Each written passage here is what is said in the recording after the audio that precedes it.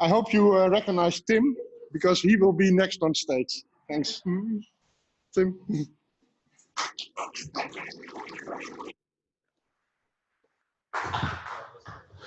I have a earphone. So yeah, so 25 years ago, wait 1 second, where am I? There's my slide. So 25 years ago, when that first email got sent out, and it goes a bit too fast, but this was me. I was just 12 years old, just started high school, and well, my dream back then was to become an ambulance driver. Why is my slide not working? I think I'm doing the wrong buttons here. Yeah, I'm going back. Sorry, any button I press, I go back. There we go. So I wanted to become an ambulance driver. That's where I was. Little did I know that 25 years later, so January this year, I wouldn't be an ambulance driver, but I would be working here at the AMS-IX as the team leader engineering. So last December, when I had my engineer review with Henk, he asked me what my ambitions were, and simply said, well, not so much. I just want to get better in my role and maybe have a bit bigger team in a year or two. And his, again, it's not what I want. I should stick my fingers off these buttons. Okay, so, well, his reply to my wishes of having a somewhat bigger team after 2 years was to make me manager delivery and operations, making my team 4.5 times bigger. Not really my ambition, but that was, I did accept the challenge. So in my new role, I've been there for a month now, since the 1st of May, and don't have much of an update. I just did some training, just rolling into it, handing over my old tasks. So I'm going to present to you what the engineers have been doing, as I was their team leader for a long time. I'm not doing anything. I'm not pressing anything. Is there an automatic play on this thing or something? I'm going to keep an eye out on it. So, so let's start with the... I'll try to stop this thing from running. Where was I? Oh, this doesn't help. So yeah, so I'll present what the engineers have been doing over the last 12 months. Starting with the DCI implementations. Stay here. Can we stop that somehow? Does anybody know? Because, but how? Manual. Take out this. Just push the. Yeah, but it goes on. See? I don't know. You must have done something. See, it automatically keeps on going. Sorry for this. Well, actually, it's a good thing because one presentation we had in mind got a bit shorter, or actually, it's not going to be there. So we're having some time left anyway at the end. So that's good. So back in 2016, stay here. You know, it doesn't matter. Back in 2016, on the doesn't matter. We this is not helping my nerves. This is not helping my nerves. Okay, stop. Pause. Wait, I can pause it. No, paused. It's okay. I have it. I think I don't have it. Well, we took that one out. No, see, it just keeps on. Sorry, technical difficulties. Happens too.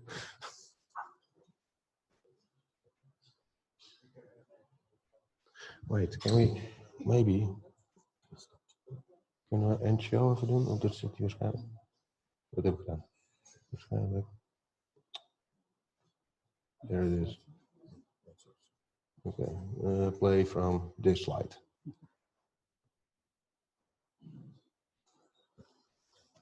I think we got it. I think. This and back. Yes, it works. Woohoo! Yeah, so let's start back in 2016. Back then, the typical backbone network for any POP application looked like this. On the top, you see the 4 main core routers we had. At the bottom, the 2 P switches. Each P switch is connected to every core router, so making a total of 8 dedicated dark fibers. Or if traffic demanded it, it would be a multiple of 8 dark fibers. And because of, now I've lost my text a bit. Yeah, so either 8 or a multiple of 8 dedicated dark fibers. So if we zoom out to the full network, it's quite messy, a lot of dark fibers. At the top, you see again the 4 core routers at EU Networks and Global Switch, and also the 2 extra core routers we introduced because of the port limitations we had back then on the AMS-IX switches. And at the bottom, you see the 12 publications at the time, that we had at the time. Okay, so you see a lot of lines. It's not the complete picture. What you don't see actually on the picture is the 1 gigabit switches that we have for the edge, which also use dedicated dark fibers, and the management network. Again, extra dark fibers. And if we had all of the dark fibers together, we had a whopping total of 288 dark fibers in total in the Amsterdam area. So this made us think that we wanted to improve on this. We wanted to make it more efficient. And so we made a list of facts that we had, and basically 288 dark fibers, which each is connected with cross connects on either side. So that comes down to 576 cross connects. The average backbone upgrade with delivery and everything on it took 12 or more weeks, on average about 12. And if you have 288 dark fibers in a small area like Amsterdam, any maintenance or outage is pretty much doomed to touch your network or impact it. And of course, the operational expenses for the rental and the man hours putting it in and maintaining it. So based on these facts, we made some wishes, and they were quite obvious. We want less dark fibers, we want less cross connects. We needed to get less time on our backbone upgrade, so make it faster. And of course, with less dark fibers, less maintenances, less outages, so also less time spent there. And of course, it would lower the operational expenses. Oh, I lost it again. Yeah, so we had been looking already in the past a couple of times for technology that would help us to solve this. But at the time, it was simply too expensive to justify the use of it. And in 2016, after we did a vendor selection process, we chose to use the Huawei Data Center Interconnect, or the DCI. So if you look at a POP after the, a POP location in Amsterdam and the backbone of it, after the DCI is implemented, you can see that the backbone usage goes down from 8 or a multiple of 8 dedicated dark fibers to only 2 dedicated dark fibers. An added benefit is that also these edge switches, the 1 gigabit switches that used to have their own dark fibers, they can now also use these 2 dark fibers as well. And the same counts for the management network. So to give you a little bit of a better idea, our biggest site at the time we started with the DCI implementations was Equinix AM-7. And at the time, we had 44 dark fibers in use for this co-location only. After we migrated to the DCI, we only had 2 left. So that's a pretty big difference. Looking back in the total picture again, well, like you see right away, it looks a lot cleaner. And I can tell you that these are actually showing all the dark fibers we have in use now, compared to the picture I showed before that didn't. Now I need to see again. And yeah, so don't start counting the lines. I will give you the exact number, but for now, like I said, it's cleaner on paper, and I can tell you for sure, it's also a lot easier to maintain. And I can be sure because on the 2nd of August last year, we finalized the DCI implementation into the Amsterdam network. Does it work now? Yeah, okay.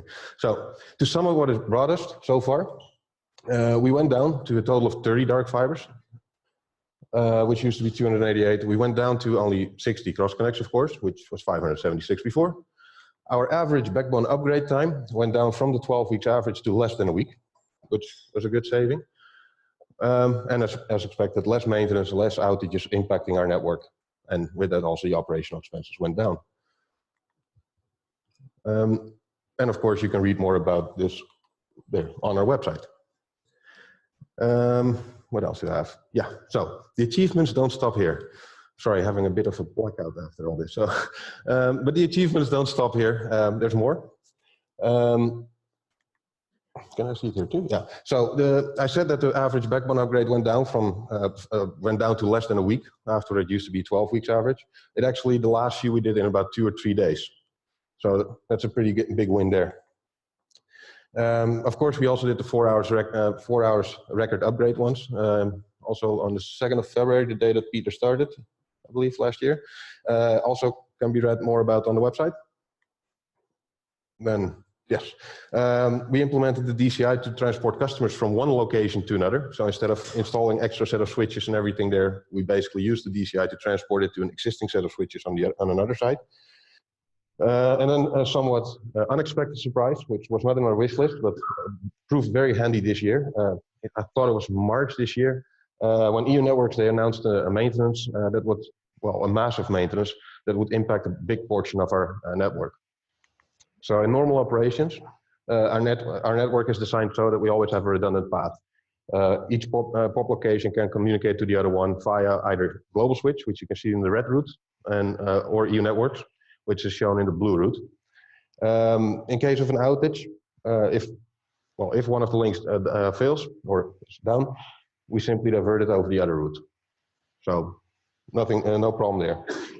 With the EU Networks maintenance that was announced, 2 of our sites became, they couldn't talk to each other anymore. So both the blue route and the red route became unavailable to them. So they would be, well, disconnected from each other. And with this maintenance, they announced that it would last for 3 days. So that would be a serious impact for a lot of customers for a long time. But because we had the DCI in place, we simply could add a couple of links using the blue route from AMS-IX AM3 from the top of my head. Yeah, the blue route from AMS-IX AM3. We could simply click it over and via EU Networks go to global switch and back to interaction. And this was all done within, I believe, less than a day, looking at Mohammed since he did the installation. So another benefit of the DCI, which wasn't expected, but came very handy. So, yeah, sorry. So next topic, why did we go for the SLXs? We went from the MLX E32s to the SLXs. Well, the first reason, and well, my kids wanted to help me really badly with my presentation, so that's why I see them there as well. So the first reason why we went for the upgrade, well, it's about half the size. That's about 4.5 times the capacity, and it uses about half the power, making it very obvious, of course, why we went for this upgrade. And of course, I am talking about the MLX and the SLX switches. And I lost my text again. Yeah, so the migration started back in January 2017 with the main core switches, which was the location where we needed the upgrade the most. Like I said before already, we ran already into the port limitations of the MLX 32s. That's why we added the 2 extra core switches. So in January 2017, we started with migrating the main cores from the Brocade MLX down to the SLX. We started a bit slow, steady, to make sure we knew what was coming, and quickly picked up pace. And in April that year, we handed over the new core set as it was. Now that we had the 4.5 times more capacity, we didn't need the extra cores anymore, so we started decommissioning. The links were moved to the main cores, and eventually in July 2017, we ended up with a nice small core again, just the 4 main cores like it was intended. After we did the cores, after we migrated the core switches, we started with migrating the PE routers on the POP locations as well. We started with NICF, which was in October 2017. But due to some issues on software with SLX, we had to postpone the second half of the migration. We didn't want to stop the migrations altogether, so we just continued with the next one and just figured we'll do the first half there as well, just to make sure we keep continuing with it. And the second one we did was the AMS-IX AM7 POP location. Noticeable there is that we also ran into the MLX E32's port limitations, and so we added already a second switch set, which was also starting to fill up. By going to the SLX, we had that 4.5 times extra capacity again, and well, we could migrate, at least in the first stage, we were able to migrate 2 of the switches, or decommission 2 of the switches and replace it with a single SLX. Sorry. Yeah, so what you can also see in these pictures, by the way, is a small MLX E8, that's up there. We have to use these because of some limitations on the software of the SLX, which limits us from using port limiting for our reseller customers. It's a temporary fix, and we expect end this year to have it decommissioned as well and put everything on the SLX. So, which slide is this? So during 2018, we have seen multiple issues on the SLXs, but again, we didn't want to stop. So we had a couple of more sites we had on our planning, and we decided also to do those for the first half of the migration. And we started with Interaction AMS-IX on the Science Park. We finished AMS-IX AM1 and AMS-IX AM3 Equinix AM3 doesn't have resellers, so that's why there's no AMS-IX installed there. And why do I have white slides? It's just not supposed to be there. So yeah, so late last year, we found that with the latest software release, the SLX just became stable enough, and we decided to push the full migrations into our planning. We started with the Equinix AM7, and like I said, we went from 4 AMS-IX32s down to only 2 SLXs. After this, we quickly picked up speed again, and we went for Equinix AM3. So going back to the Equinix AM7, from 4 switches down to 2. And what I would like to notice, well, let you know here is that because of this migration, we have now we saved a lot of power, we saved a lot of rack space, and we have a lot of ports again available for customer expansion, which is handy because Equinix AM7 just opened a big part of their new data center, so we're expecting some growth there. But noticeable about the power usage is that it went down from 50 kilowatts to only 10 kilowatts. So that's 80% saving there. But it doesn't stay there because, like I said, the AMS-IX will be decommissioned as well later this year. And we expect the power usage to go down to around 7 kilowatts. And we go on. Another one we did was the NICF and SADA migration, or sorry, NICF Interaction 9 migration. This one did not go the way normal migrations go. Instead, Tom Visbeek, one of our engineers, he came up with a little bit of a different plan. I already spoke about this last year as well, but into big lines. So in a normal situation, customers connect at a data center through the Meet Me room into our photonic cross connect, and from there they get a redundant route over the 2 switches. Either, well, if something fails on one switch, they will just be swapped to the other. And the idea that Tom came up with was, what if we can make these 2 sites act like one?